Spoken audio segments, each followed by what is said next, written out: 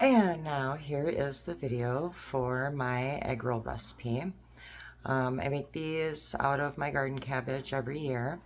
Instead of buying egg rolls from the freezer section, it's another way for me to preserve my garden produce, and something we can eat as a quick snack.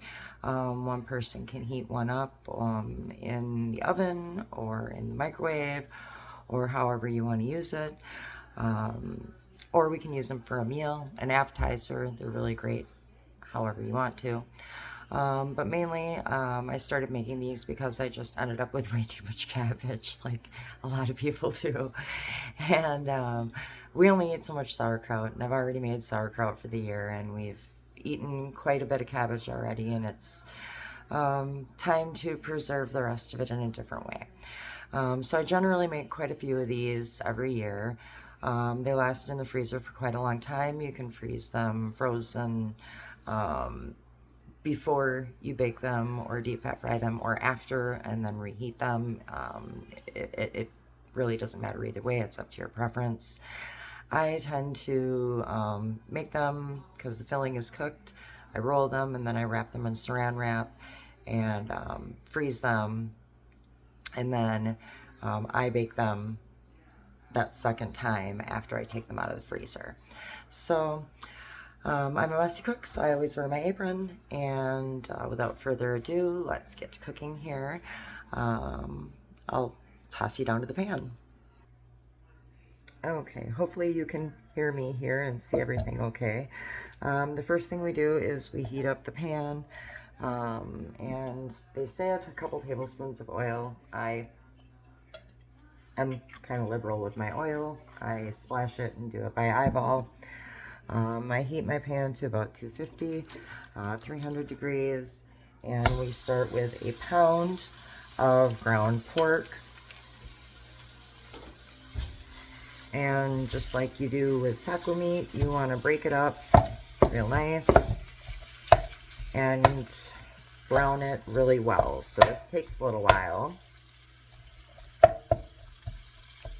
And as soon as the meat hits the pan, here comes one of the dogs rolling up behind me.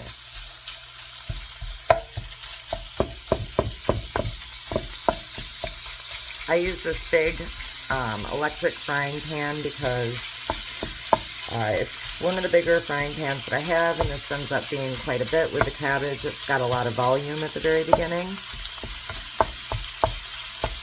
and it allows it to cook down that, and I have a cover for this pan. So once I get that started, I season liberally with salt and pepper, and again, I'm an eyeball person, around a teaspoon or so.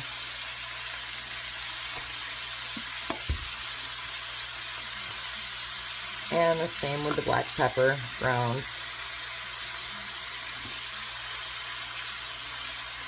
Just sprinkle it right all over the pan.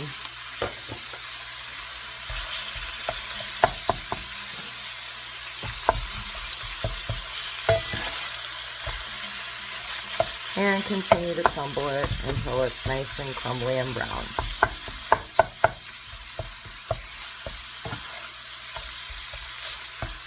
And that's going to take a little while, so while that's cooking, I go chop my vegetables. I do roughly 3 pounds of finely chopped red cabbage, or excuse me, 3 cups of roughly chopped red cabbage, 3 cups of green cabbage, about 2 cups of shredded carrots, and then a good handful of green onions. So I had started on this earlier, so I just chop it up.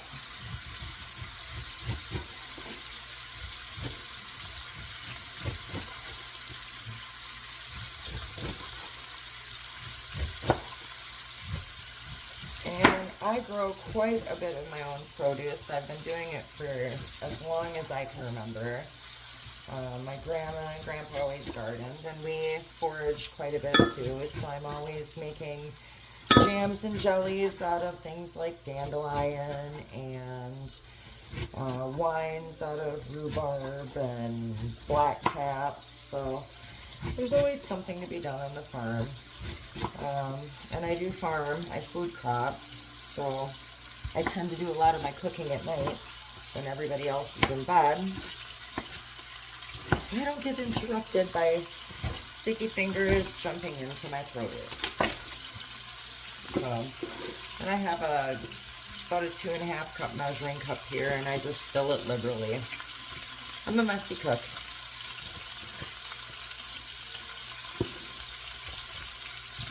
I think a lot of people are messy cooks, they just don't want to admit it.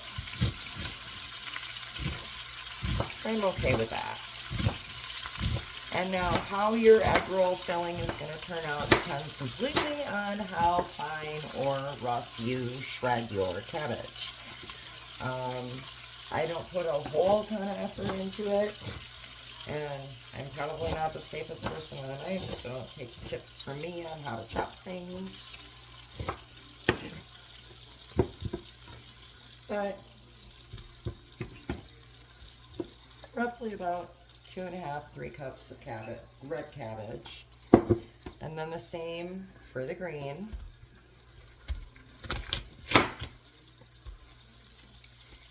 And I take the outer leaves off when I start a new one. Throw that into my compost basket because I have chickens, and the chickens absolutely adore all of my kitchen scraps, no matter what they are.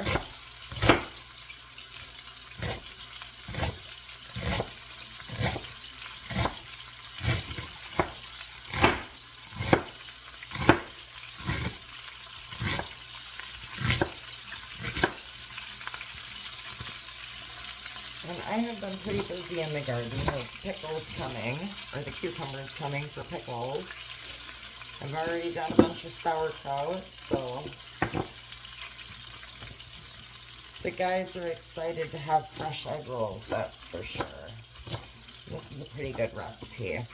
I have found, I don't know about you guys doing a lot of recipes from online, but I have found that when I try recipes from online, whatever the ingredients say for seasonings, I double it, because I like a lot of flavor. I like to have the flavor of whatever I'm eating just kick me right in the mouth.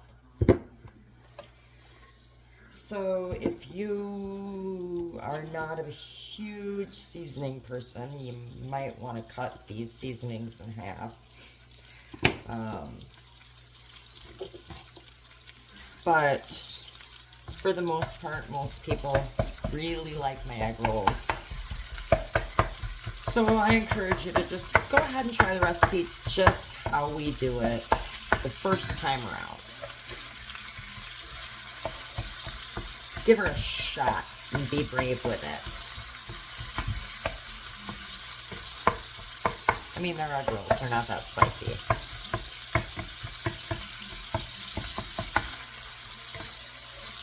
I'm going back and stirring my meat here for a little bit.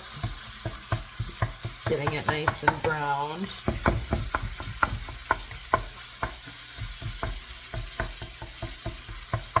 And chopping it up real good.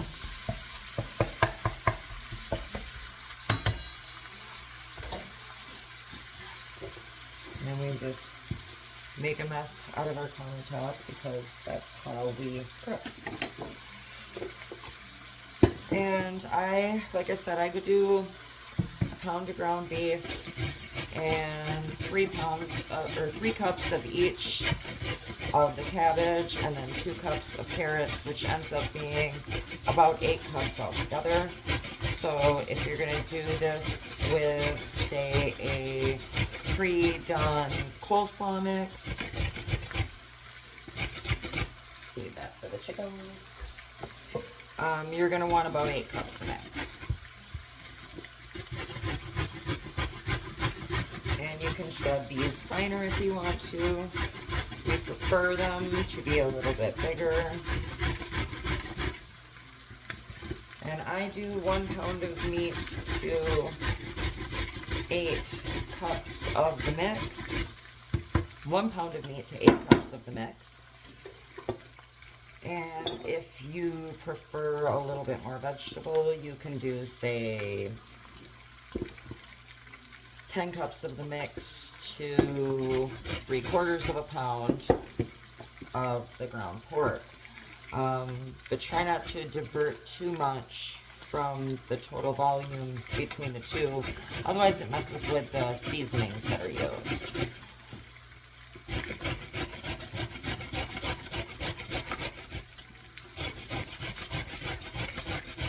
And you probably have fancier equipment than me. I have the most old school hand shredder that you can have, and hand chopping my cabbage because, well, I mess with what works, right? So we got about 2 cups of cabbage, or excuse me, 2 cups of carrots there. I'm not used to talking when I'm cooking. Usually I'm just watching TV.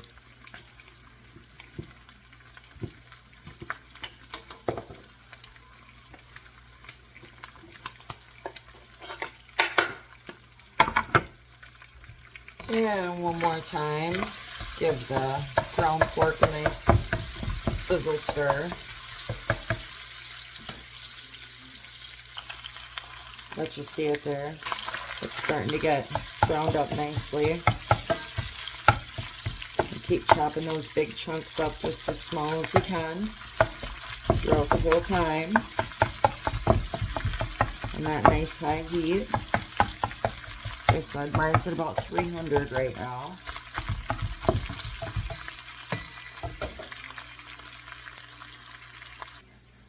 There we go. Alright, now we move on to the green onions, scallions, whatever you want to call these. I call them little green onions. Baby onions out of the garden. Cleaned up nice. There we go. And sometimes if they're big and got little bulbs starting on them, I'll just pre-slice them in half. Oop, missed a spot there.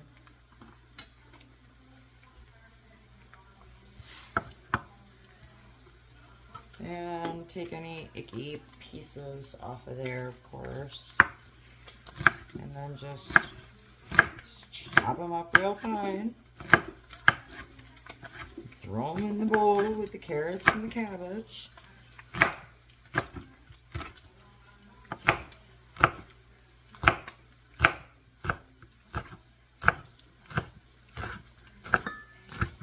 And I go all the way back and use the green part too, because it's got really good flavor.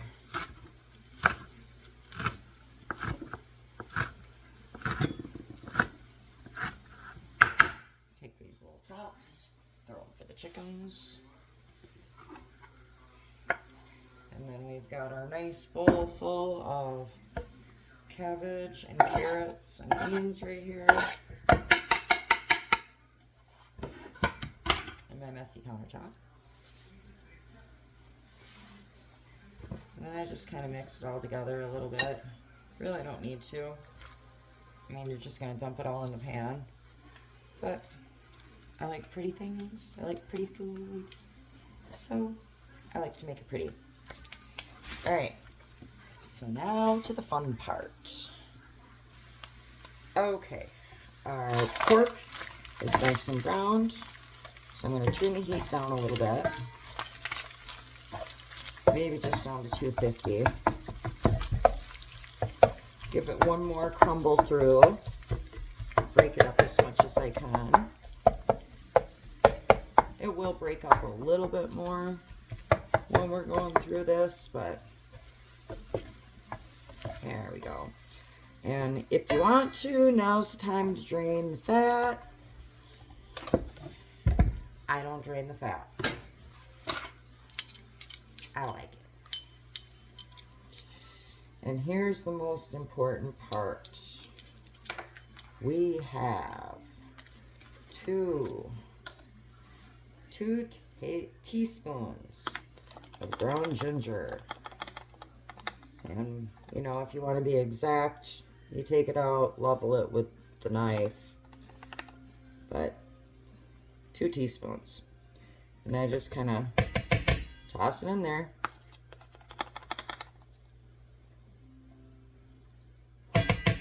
Try to make it a little more like that second one. 2 teaspoons ground ginger.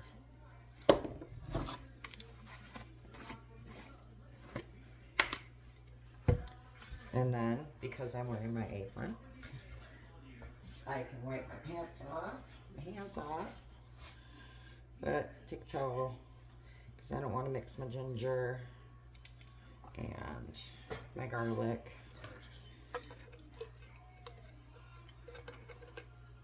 So, 2 teaspoons minced garlic. And you can use dry minced, or you can use the wet minced. I use the wet minced just because I like it better. And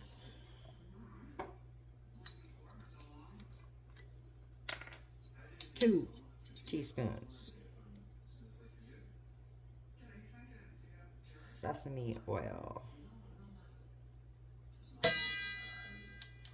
Ting! Because I always hit my other spoons on the side of the pan.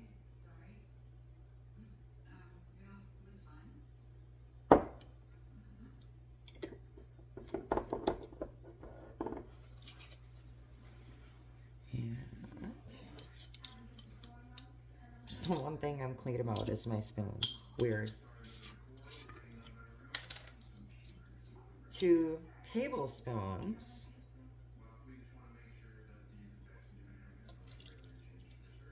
soy sauce.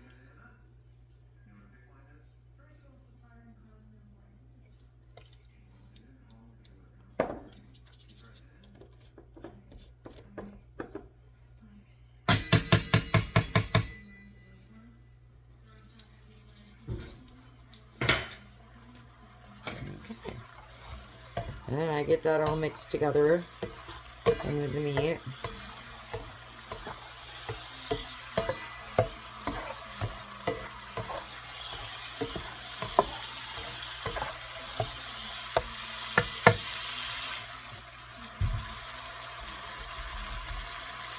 Good part about having a pan with handles, you can pick it up. And then you just take all of your beautiful shredded vegetables and dump them right in the pan.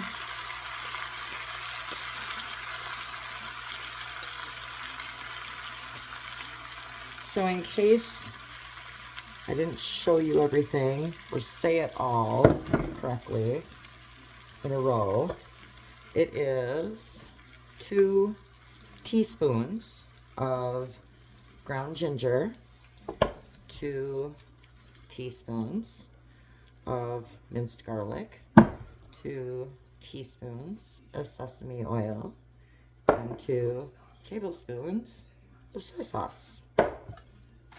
And mix it all in. And this is why I use this big pan right here. Mix it all up the best you can. Get all of the cabbage and the carrots and the onions that are in there all mixed in with the liquid from the meat. Mix it up real nice so you can see everything put together.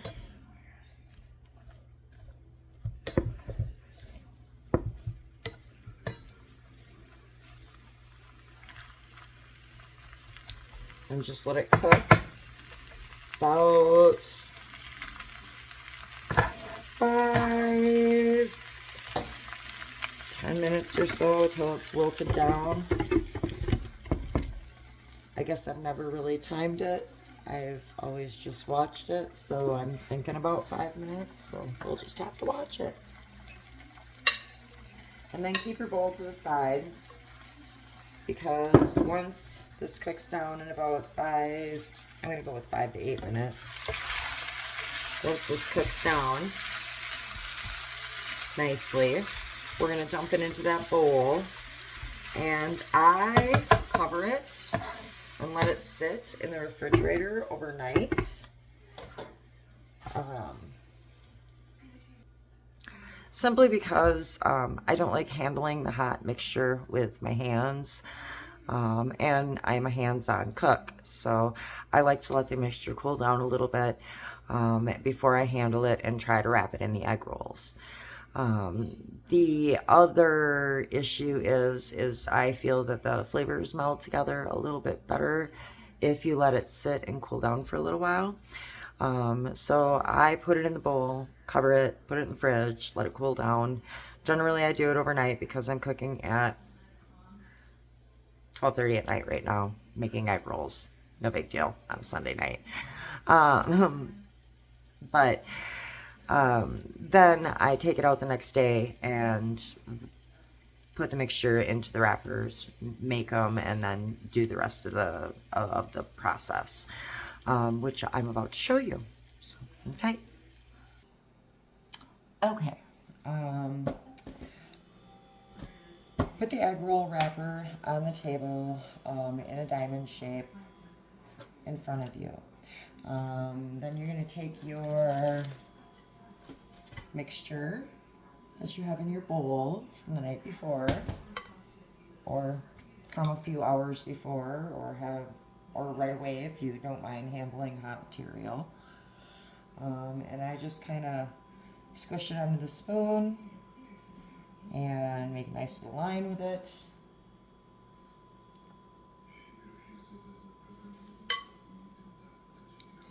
And you want to take the halfway point of the diamond and go closer to you and put the edge that's away from you of the mixture right along center point, and put the rest of the mixture below that center point of the diamond. I'm going to add just a little bit more over here in the corner because I like big stuffed egg rolls. That's the nice part about making your own. If you like them really thin, almost like a tostado or whatever those thingies are called, you can make them really thin. You can make them really thick. However you want to do it. You can change up the ingredients. You can make them, I guess you could make them with different flavors, just like anything else. So once you have your egg roll mixture on there, then you take the point away from you and going down towards either side, you take a little bit of mixed egg and just place it along either side. And I just take a fork and just kind of dip a little bit on there. And then I take my finger, because I'm cooking for me and I can, and rub it all nicely along there.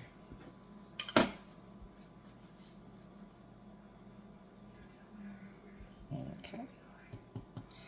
And then I take the wrapper on the back side that's closest to you and fold it over the filling. And while you're doing that, you take your fingers and kind of push the filling in, so you're getting a nice tight wrap on it. And I always get a little bit off on the fingers right there. You push that down right there in the center. And then when you're rolling it, you want to kind of pull it back and tight a little bit. And then you fold the one side, either side, it doesn't matter which side you start with, but the egg roll side over and affix it, just like that. And then you fold the other side over and fix it, just like that. Kind of like making an envelope almost.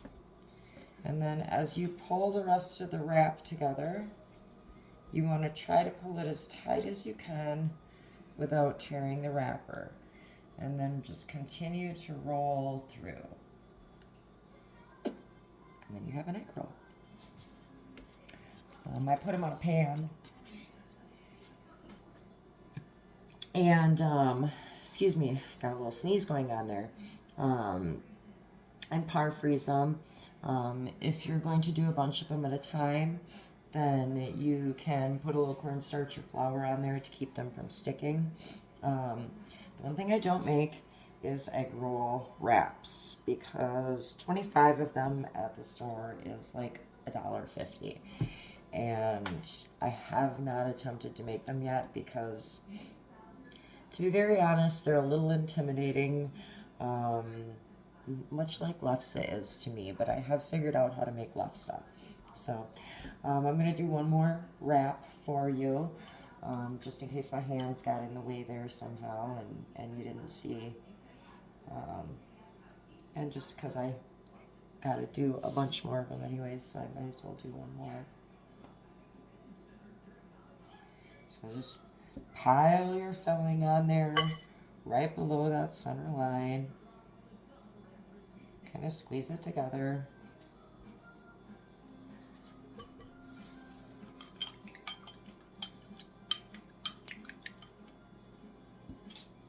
Egg wash.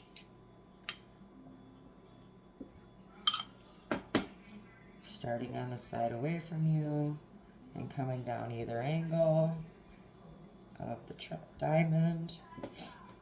Pull the bottom section up and over. Flip it in. Pull back.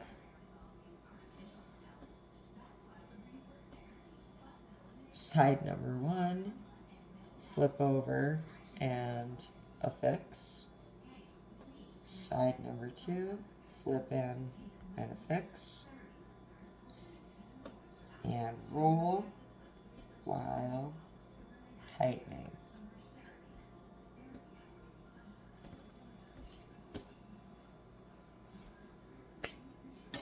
And that is how you make the egg rolls.